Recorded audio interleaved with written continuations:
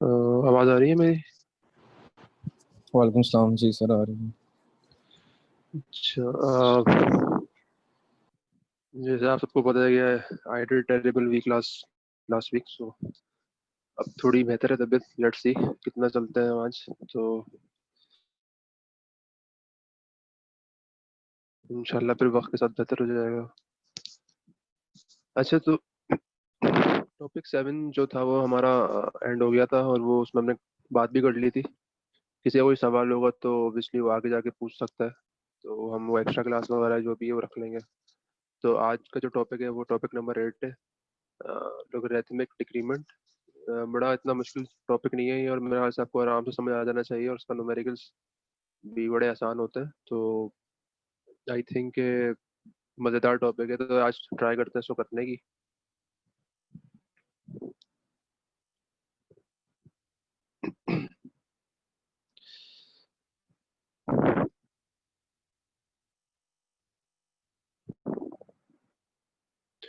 अच्छा, logarithmic decrement जो है इसका क्या काम है और क्यों आता है, ये तो उसको पहले समझ लेते हैं।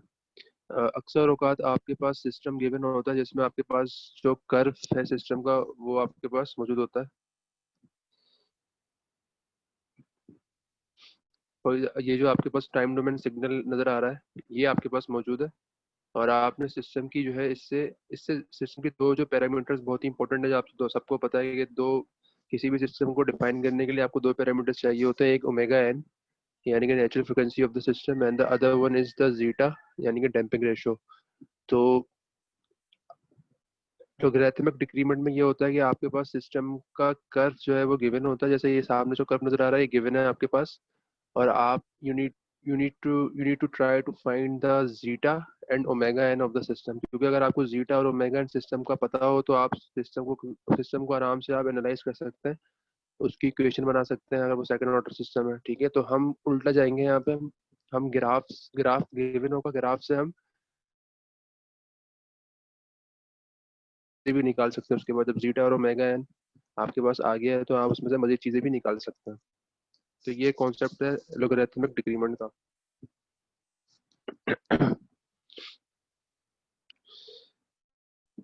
अच्छा, अब इसमें कुछ भी चीजें यहीं पे देख लेते हैं पहले तो।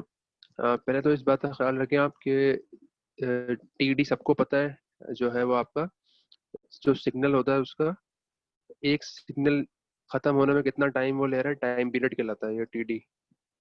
और टी डी का मतलब वैसे तो उसको कॉमनली आप कैपिटल टी से बोलते हैं, लेकिन यहाँ टी डी का मतलब है ये कि ये डैम्प्ड डैम्प्ड सिस्टम है ना ये।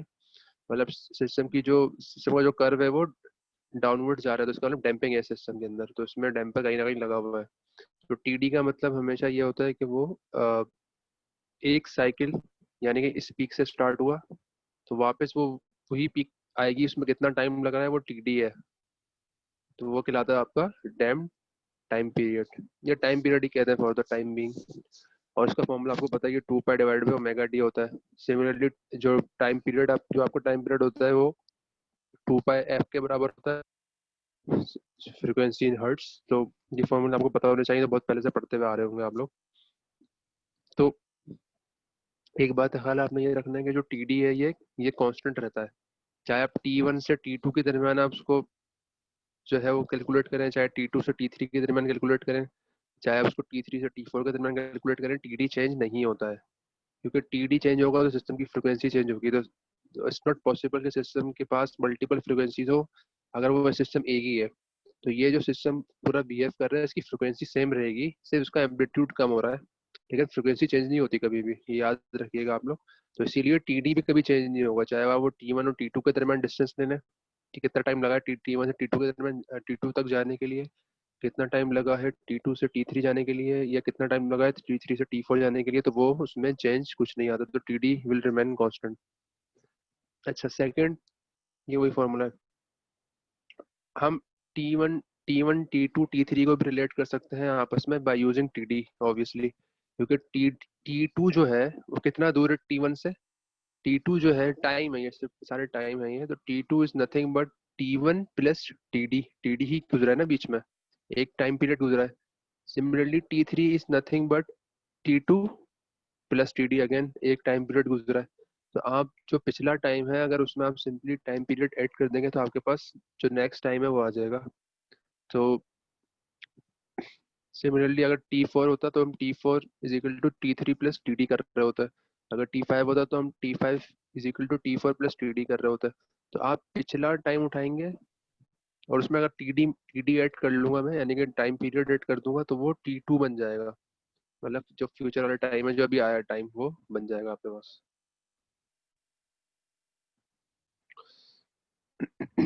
अच्छा, अब हम यहाँ पे फॉर्मूला इस्तेमाल करने के क्योंकि हम तो निकालने जा रहे हैं कि जीटा और ओमेगा एन कैसे आएगा सिस्टम से।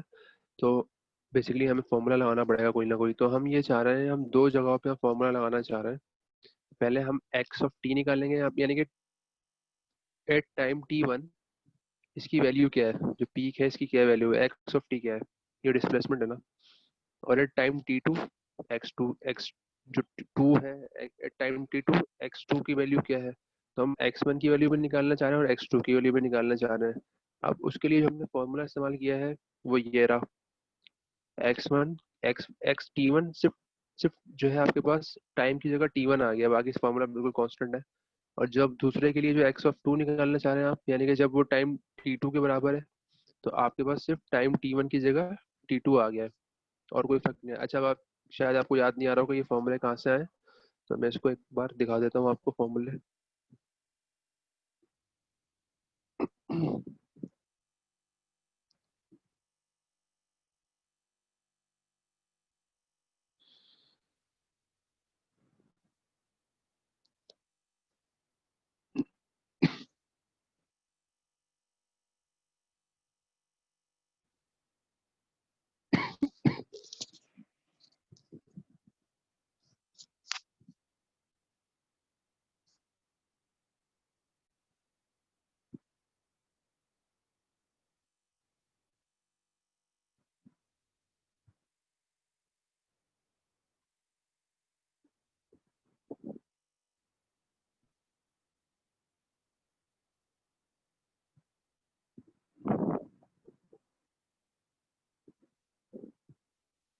जी, ये फॉर्मूला अगर आप देखना चाहें तो ये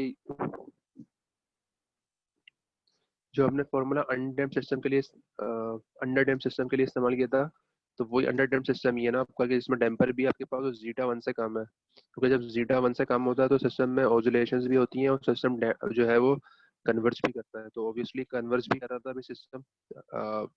जैसे इस फिगर में दोबारा दिखा देता हूँ मैं।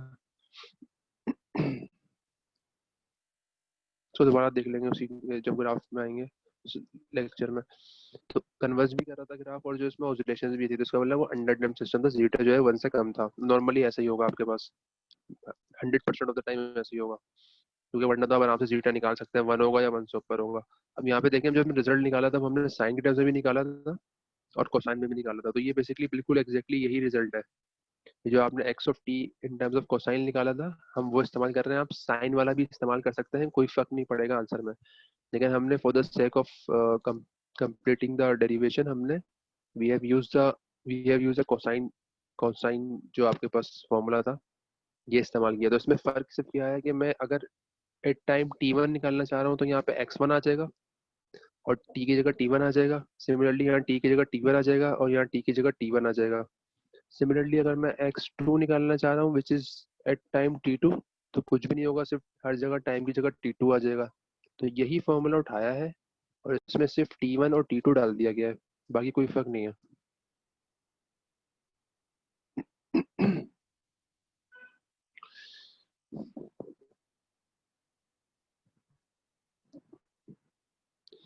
अच्छा, ये हम वापस आ गए तो देख रहे हैं, बेसिकली बिल्कुल वही फॉर्मूला है, सिर्फ यहाँ जो सी आ गया है वो बेसिकली वहाँ उसका वहाँ एक्स था आई गेस, तो यहाँ पे सी आ गया है। तो ये जो आपके पास जो ये सी की टर्म है, ये आपका एम्पलीट्यूड एम्पलीट्यूड को शो कर रही होती है। बाकी जो टर्म है ये इसकी किस तरह उसको किस तरह नीचे जा रहा है वो, और कितना उसमें ओमेगा वगैरह है वो बताएगी। अच्छा, नाउ हम चाह रहे हैं कि हम इन दोनों का रेशियो निकालना है, तो हम इसने इसको दोनों को डिवाइड करवा दिया। डिवाइड करवाने में ऑब्वियसली बात है कि आपके पास सी जो है कैंसिल आउट हो जाएगा और आपके पास बाकी टर्म बच के आ गई हैं। अच्छा, अब एक बड़ा इंपॉर्टेंट यहाँ पे पॉइंट ये है कि आपने ये भी देखना है कि क्योंकि ये कोसाइन, लेट सपोज कोसाइन है ये, अजम्पशन ले लेते हैं, साइन ले लें, एक ही बात है।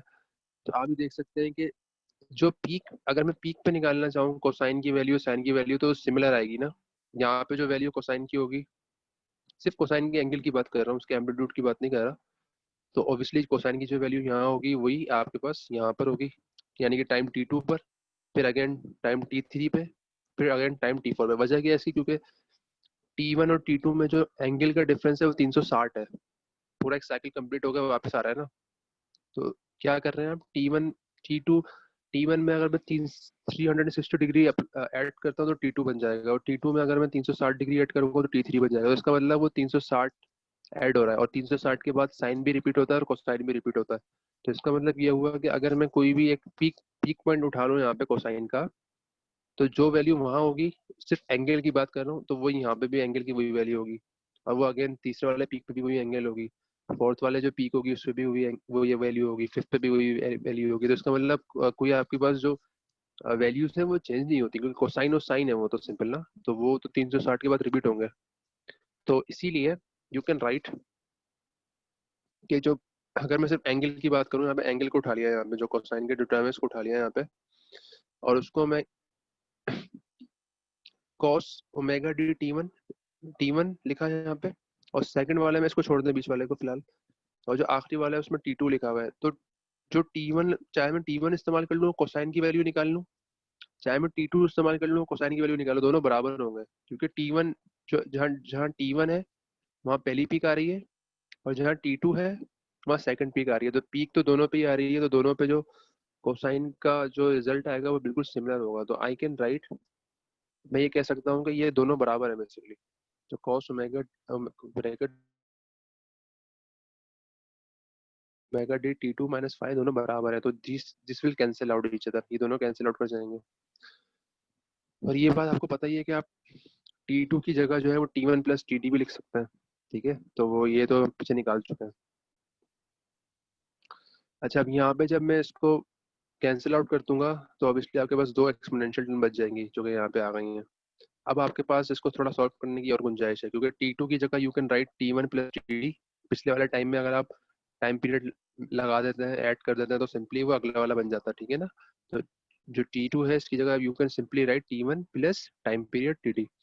इसको अब आप अब एक्सपोनेंशियल टर्म है तो एक्सपोनेंशियल को उसको ऊपर लेके जाएंगे, तो जब डिवाइड में एक्सपोनेंशियल होती है और उसको हम तो नेगेटिव हो जाती है वो, मतलब सब्ट्रैक्ट होती है, तो आप इसको सॉल्व करेंगे तो यू विल, जो इसमें से T1 की जो टर्म है वो कैंसिल आउट हो जाएगी जब नेगेटिव पॉजिटिव होगी वो, और जो बाकी का टर्म जो सिर्फ पावर की बचेगी वो ई जीटा ओमेगा एंड TD बचेगा। तो ये आपके पास एक हमने रेशियो निकाल लिया है। किसका रेशियो निकाला है, दो कंसेक्यूटिव पीक्स का निकाल लिया है, यानी कि x1 the first peak and x2 the second peak. तो दोनों पीक्स जो है उसका उसका फॉर्मूला हमने यहाँ निकाल लिया है, और वो फॉर्मूला जो है उसमें जीटा भी आ रहा है, उसमें ओमेगा एन भी आ रहा है, उसमें TD यानी कि टाइम पीरियड डैम्पिंग का वो भी आ रहा है। अच्छा, यही अब आगे उसको इस्तेमाल, उसको दोबारा लिख दिया गया है यहाँ पे।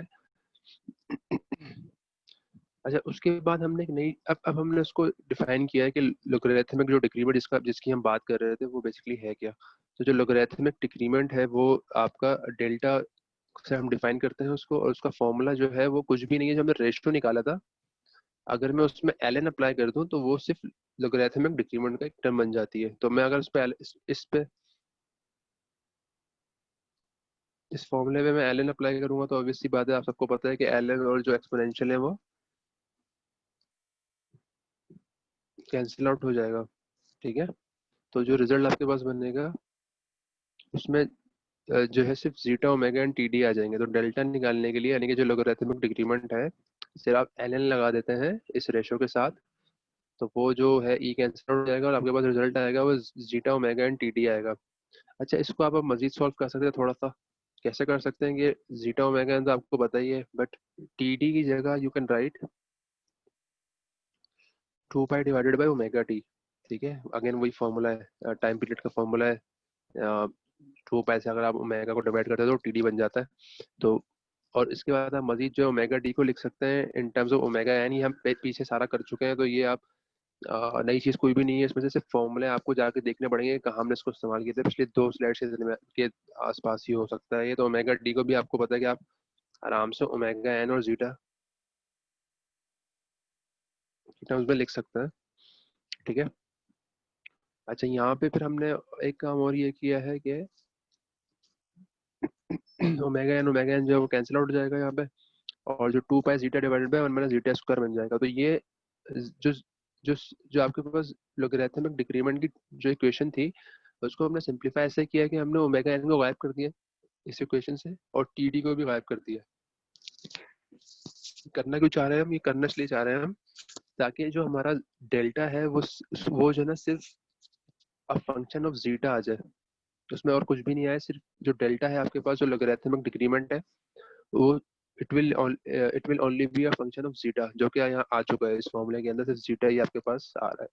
तो नाउ यू कैन से कि जो डेल्टा है, जो लोगरिथमिक डिक्रीमेंट है, it's a function of zeta only. तो उसमें से हमने जो वेरिएबल्स है वो कम कर दिए हैं by manipulating and by changing some things ना। तो ये फॉर्मूला बेसिकली आपका आ गया डेल्टा का, कि 2 pi zeta divided by under root 1 minus zeta square.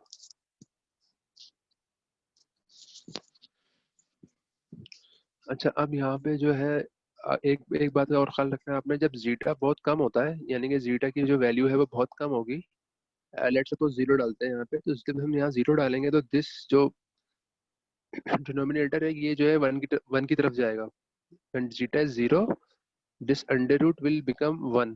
तो इसका मतलब जो डेल्टा होगा वो 2 पाई जीटा ही बन जाएगा खाली। तो जो डिनोमिनेटर है वो उसका उसकी वैल्यू वन ही होगी, तो वो कुछ असरअंदाज नहीं करेगी आपको। तो जब भी जीटा जीरो होता है, when zeta tends to zero, तो 1 minus zeta square will will tend will tend to one, ठीक है। तो इसीलिए फॉर वेरी लो डैम्पिंग आपके पास एक, आप जो है ना इसको सिंप्लीफाई कर सकते हैं इस डेल्टा की टर्म्स को, और you can write only 2 pi zeta, ठीक है। क्योंकि नीचे वाली टर्म जितना जीटा जीरो के करीब होगा उतना ये वन के करीब जाएगी। अच्छा, अब सवाल ये अब ये डेल्टा का ये फॉर्मूला भी आ गया आपके पास, जो पूरे पूरे जीटा के लिए वैलिड है। मतलब जीटा फ्रॉम 0 to 1 के लिए 0.0 से लेकर 0.99 तक के लिए वैलिड होगा। और ये जो जीटा का फॉर्मूला है, ऑब्वियसली बात है कि ये शुरू के जीटा के लिए वैलिड है, क्योंकि ये हमने लो डैम्पिंग के लिए इस्तेमाल किया। तो लो डैम्पिंग, कितनी लो डैम्पिंग मतलब कितना जीटा होना चाहिए जिसमें आप इसको इस्तेमाल कर सकते हैं, तो वो उसके हम आगे देखते हैं। ये ग्राफ प्लॉट किया हुआ है दोनों फॉर्मूलों से। एक जो हमारा पूरा फॉर्मूला है, कंप्लीट फॉर्मूला है, सेकंड जो है वो हमारा सिंप्लीफाइड फॉर्मूला। तो आप ये देख सकते हैं, the blue one is the above, जो ये वाला फॉर्मूला है, और जो रेड वाला है वो नीचे वाला फॉर्मूला। आप देख सकते हैं कि जब तक जो जीटा जो है वो 0.3 से कम कम है, ये दोनों ग्राफ जो है, यानी कि दोनों ग्राफ तकरीबन बराबर हैं। तो इसका मतलब हमारे पास हमें एक नंबर पता चल गया कि जब भी जीटा जो है वो 0.3 से कम होगा, you can use both of these equations. आप दोनों में से कोई भी इक्वेशन इस्तेमाल करेंगे, आपके पास एक ही आंसर आएगा। कोई दोनों में कोई खास फर्क नहीं है। लेकिन आप 0.3 से जब आगे जा रहे हैं, when you are moving when you are increasing the zeta beyond 0.3, तो फिर जो है दोनों का डिफरेंस बढ़ रहा है, तो फिर आपको ये सेकंड वाला फॉर्मूला इस्तेमाल नहीं कर सकते फिर आप। तो इसका मतलब जो सेकंड वाला फॉर्मूला है, वो जीटा जब तक 0.3 से कम होगा जब भी के लिए वैलिड है वो, और जो ऊपर वाला फॉर्मूला है वो तमाम हर वैल्यू के लिए वैलिड है।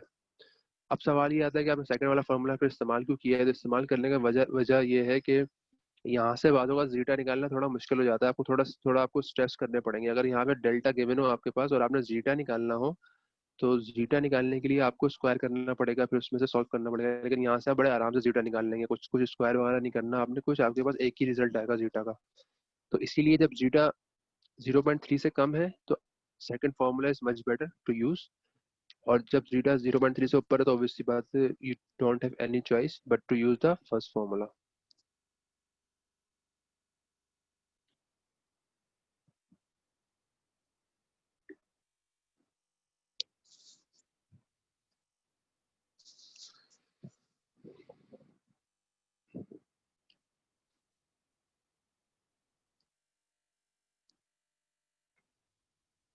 Are you guys getting what I am trying to saying?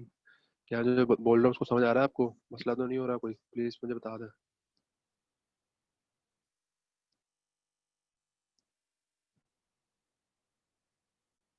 Anyone? Sir आ रहा है। ओके।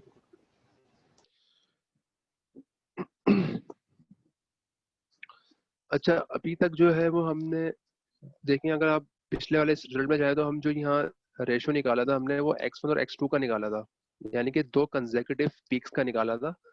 पहली पीक x1, दूसरी पीक x2। हमने x3 x4 x5 की बात नहीं की। तो ये फॉर्मूला जब भी वैलिड है जब आपको दो पीक्स की कंसेक्यूटिव जो है वो उसकी वैल्यू पता हो, ठीक है ना। यानी कि मुझे एक्स वन भी पता होना चाहिए, मुझे एक्स टू भी पता होना चाहिए। व्हाट अबाउट कि मुझे x1 पता है लेकिन मुझे x2 नहीं पता, मुझे x3 पता है, या मुझे x4 पता है, या मुझे x5 पता है। फिर क्या करेंगे? यानी कि मुझे कंसेक्यूटिव पीक्स ना पता हो लेकिन मुझे आगे आगे पीछे की पिक्स पता हो, तो फिर हम ये फॉर्मूला इस्तेमाल नहीं कर सकते, इसको थोड़ा सा मॉडिफाई करना पड़ेगा। और उसमें मॉडिफाई करने के लिए आप क्या इस्तेमाल करते हैं? एक दूसरा फॉर्मूला जिसका ऑब्वियसली वो नाम तो वही है लेकिन इसमें लिखा हुआ क्या है? Non successive amplitudes. मतलब इसमें आपको बीच के एम्पलीट्यूड्स नहीं पता, आपको या तो पहला एम्पलीट्यूड पता है और बहुत बाद का एक और एम्पलीट्यूड पता है, या फिर आपको कुछ जो एम्पलीट्यूड्स हैं वो बीच में मिसिंग है। तो इस सूरत में जो है वो आप फिर क्या करते हैं? अ, बड़ा बड़ा सिंपल है, कोई खास फर्क नहीं है इसके अंदर। फॉर्मूला भी बिल्कुल वैसे ही बन के आएगा। इसमें सिर्फ करते क्या है, आपने थोड़ा सा फॉर्मूला सिर्फ यहाँ लगाया हुआ है, वो ये लगाया हुआ है कि आप देखें, मैंने बता चुका हूँ कि रेशो बराबर रहता है। चाहे आप x1 डिवाइडेड बाई x2 निकाल रहे हो, चाहे आप x2 डिवाइडेड बाई x3 निकाल रहे हो, चाहे x3 डिवाइडेड बाई x4 निकाल रहे हो, एंड सो ऑन, तो रेशियो चेंज नहीं होता। तो इसीलिए आप उसको मल्टीप्लाई भी करवा सकते हैं आपस में। तो वो x1 डिवाइडेड बाई xn+1, यानी कि xn+1 का मतलब है कि वो n टाइम्स 1 आ रहा है, ठीक है। उस तरह भी कर सकते हैं। और इसको अगर मैं दोनों में सिस्टम में ln लगा दूं, तो ln लगा दूं तो ऑब्वियस सी बात है कि जो अंदर वाली तमाम टर्म्स है, यानी कि x1 डिवाइडेड बाई क्या है, ये डेल्टा के बराबर है। ये जो आप डेल्टा यहाँ निकाला था, जो डेल्टा था ln x1 divided by x2, delta ही तो है ये। अगर मैं यहाँ पे x2 divided by x1, O sorry, अगर मैं यहाँ पे x2 डिवाइडेड बाई x3 करूँ फिर भी वो भी डेल्टा ही होगा। अगर मैं यहाँ पे x4 डिवाइडेड बाई x3 करूँ वो भी डेल्टा ही होगा। अगर यहाँ पे x3 डिवाइडेड बाई x4 करूँ वो भी डेल्टा ही होगा। अगर यहाँ पे x5 डिवाइडेड बाई x6 करूँ वो भी डेल्टा ही होगा। तमाम डेल्टा ही है। डेल्टा डेल्टा तो चेंज नहीं होता ना, ठीक है। तो इसीलिए यहाँ पे तमाम जो है ये तमाम डेल्टाज है एलन के साथ, ठीक है। तो मैं डेल्टा को ऐड कर सकता हूँ। तो यहाँ पे जो रिजल्ट इसका ln divided by x1 divided by xn+1। अब यहाँ पे x2 नहीं है, देख रहे हैं आप, xn+1 है। मतलब आफ्टर नंबर ऑफ साइकिल्स आपको एक और पीक पता है, लेकिन वो x2 है, x3 है, x4 है, वो आपको नहीं पता वो क्या है। तो इसीलिए उसमें आप इन सबको ऐड कर लेंगे तो वो n डेल्टा हो जाता है, ठीक है। इसका फॉर्मूला वैसे ज्यादा इंपॉर्टेंट है, उसको समझ ले ज्यादा बेहतर है वो। अच्छा, यहाँ पे ये फॉर्मूला आ गया है। ये फॉर्मूला क्या बता रहा है कि जो डेल्टा है आपका वो 1/n ln x1 divided by xn+1 है। तो ये क्या शो कर रहा है? ये शो ये कर रहा है कि अगर आपके पास अब जो n है यहाँ पे वो नंबर ऑफ साइकिल्स है, ठीक। कितने नंबर ऑफ साइकिल्स का आपको आपको चीज पता है, ठीक है। और जो xn+1 है ये ऑब्वियसली x1 जो है पहली पीक है, और xn+1 जो नंबर ऑफ साइकिल की सबसे आखिरी पीक होगी वो बता रहा है ये बेसिकली, ठीक है। तो ये फॉर्मूला इसको मैं इस्तेमाल करूंगा तो आपको और क्लियर समझ आएगा। ये अभी इसको थोड़ा यहाँ पे बस ये ध्यान में रखें, जब भी नॉन सक्सेसिव एम्पलीट्यूड्स इस्तेमाल करेंगे हम, मतलब जहाँ पे जो है वो अ, आपको जो है सक्सेसिव जो है एम्पलीट्यूड्स पता ना हो, तो आप ये वाला फॉर्मूला इस्तेमाल करेंगे। इसमें एन आ रहा होगा, और एन जो है वो नंबर ऑफ साइकिल्स हैं, कितने नंबर ऑफ साइकिल्स उस सिस्टम के अंदर है। x1 जो है वो पहली पीक है, xn+1 जो है जो नंबर ऑफ साइकिल आखिरी वाला था उसका अगली वाली जो पीक है वो है।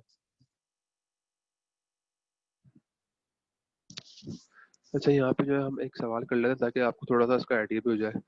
तो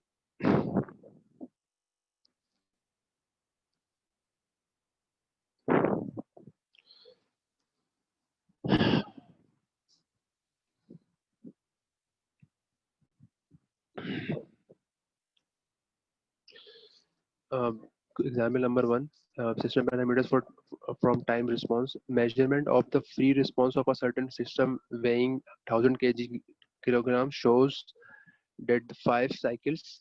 अब देखिए, पहले उसने ये बता दिया कि मास बता दिया उसने सिस्टम का, फिर उसने बता दिया कि 5 साइकिल्स, तो इसका मतलब एन कितना हो गया? 5 हो गया। हमें अब कंसेक्यूटिव नहीं पता चल रहा, उसने फाइव फाइव जो है साइकिल्स का बता दिया है। The amplitude of the displacement is 10% of the first amplitude. The amplitude of the displacement is 10% of the first amplitude. जो एम्पलीट्यूड डिस्प्लेसमेंट का जो एम्पलीट्यूड था आफ्टर 5 साइकिल्स वो 10% हो गया फर्स्ट एम्पलीट्यूड से. Also the time for these 5 cycles to occur was measured to be 20 seconds. तो ये जो 5 साइकिल्स गुजरे हैं इसको पूरा होने में 20 सेकंड लगे हैं. Estimate the system's damping C and stiffness के. तो मैंने सिस्टम की जो है वो डैम्पिंग कोएफिशिएंट निकालना है और मुझे स्टिफनेस निकालनी है. सही है. अच्छा, अब यहाँ पे मैंने शो किया हुआ है ग्राफ में, तो आप भी देख सकते हैं. समझाने के लिए बीच के पार्ट्स लिए हुए हमने, डजंट मैटर, आप यहाँ से भी स्टार्ट कर सकते हैं. तो अब आप देखें यहाँ पे x1 है, ये हम समझ लेंगे ये पहली पीक है आपकी, तो ये x1 हो गया, फिर ये आपके पास x2 हो गया, फिर आपके पास ये x3 हो गया, फिर ये आपके पास x4 हो गया, फिर ये x5 और फिर ये x6. अभी देख सकते हैं कि आपके पास पीक 6 आ रही हैं, x1 x2 x3 x4 x5 x6.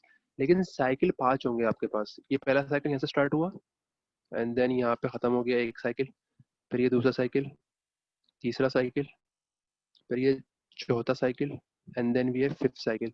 तो हमेशा आपके पास जो जितने नंबर ऑफ साइकिल्स होंगे पीक उससे एक ज्यादा होगी. इसकी वजह ये है कि आपके पास एक साइकिल जो बनता है वो दो पीक्स से बनता है. देख सकते हैं आपके यहाँ पे जो पहला जो साइकिल है इसमें x1 भी आ रहा है और x2 भी आ रहा है, दोनों पिक्स मिला के जो है आपको एक साइकिल बना रही है. फिर जो सेकंड साइकिल है उसमें x2 भी आ रहा है, उसमें x3 भी आ रहा है, तो आपके पास दो पिक्स जो है वो मिला के जो है वो सेकंड साइकिल बना रही हैं. तो इसका मतलब हमेशा आपके पास जो नंबर ऑफ साइकिल्स होंगे अगर वो 5 है तो आपके पास पीक जो है एक ज्यादा जाएगी. ठीक है, तो अगर मैं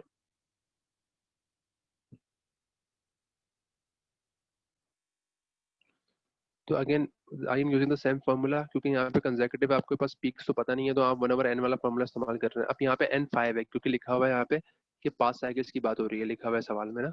तो आपने n5 ले लिया यहाँ पे, और जब 5 डालोगे तो ऑब्वियसली ये x जो फॉर्मूले में नीचे n+1 आ रहा होता है तो यहाँ पे 6 हो जाएगा ये. तो आखिरी जो पीक है वो इस्तेमाल कर रहे हैं आप. अच्छा, अब x1 डिवाइडेड बाय x6 यहाँ पे गिवन है, वो बोल रहा है कि after 5 cycles the amplitude of the displacement is 10% of the first amplitude. तो इसका मतलब मैं लिख सकता हूँ ये जो सेंटेंस लिखा हुआ है कि shows के बाद से dead after 5 cycles the amplitude of the displacement is 10% of the first amplitude. तो इसका मतलब यही है कि x6 जो है वो 0.1 है x1 के. 10% है ना, तो 10% का मतलब ये हुआ 0.1 है वो. तो जो x6 है आपका, जो 5 साइकिल्स के बाद जो आपकी पीक आई है, जो x6 है, जो 5 साइकिल्स के बाद आपकी पीक आई है वो पहली पीक से 10% है. तो इसका मतलब आई कैन राइट कि x6 is nothing but 0.1 x1. और ये उठा के जब मैं इसमें डालूंगा वापस x6 की जगह पे तो x1 x1 कैंसिल आउट हो जाएंगे, तो मैं आराम से ln और ln जो है वो निकाल सकता हूँ. उस नंबर खाली नंबर बचेगा. तो डेल्टा का जो फॉर्मूला आएगा वो आपके पास 0.4605 रिजल्ट आ गया. उसके बाद आप डेल्टा निकाल लिया आपने, तो अब आपने फॉर्मूला लगाना है. अब ये वही डेल्टा का जो फॉर्मूला था जो हमने अभी निकाला था, 2 pi zeta divided by 1/जीटा square. तो यहाँ से आपको जीटा निकालना है पहले, तो इसलिए आपको स्क्वायर करना पड़ेगा, इसको थोड़ा सा काम करना पड़ेगा इसमें, ये जरूर करिएगा आप. तो यहाँ से आपने जीटा की वैल्यू निकाल लिया आपने स्क्वायर करके ना. हमेशा पॉजिटिव जीटा लीजिएगा, नेगेटिव जीटा को आपने निगलेक्ट करना है. तो नेगेटिव जीटा या इमेजिनरी जीटा नहीं होना चाहिए, जीटा शुड बी पॉजिटिव. तो इसीलिए जीटा निकाल लिया आपने.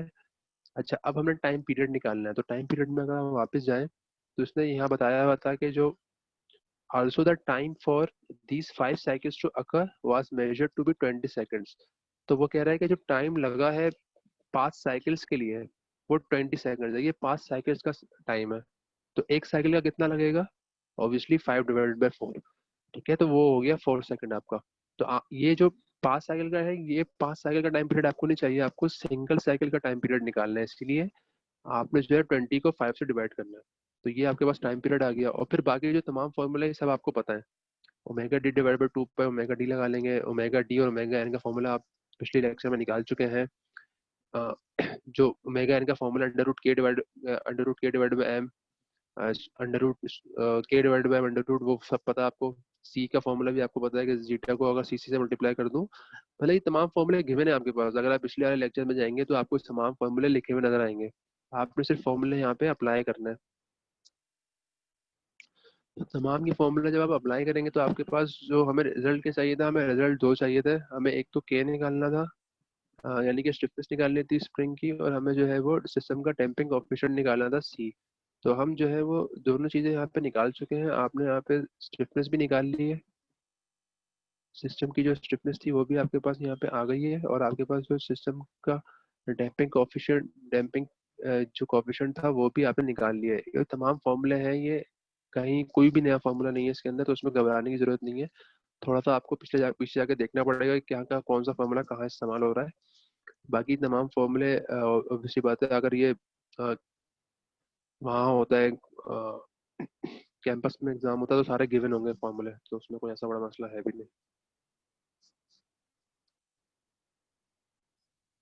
अच्छा, यहाँ पे आई थिंक बस हमें एक सवाल और करना था, तो मेरे ख्याल से हम जो है यहाँ पे अभी ये टाइम खत्म होने वाला है, तो थोड़ा 2 मिनट बाद जो है हम उसको दोबारा रिज्वाइन कर लेंगे, और उसको सवाल को भी हमें यहाँ से खत्म कर लेते हैं हम।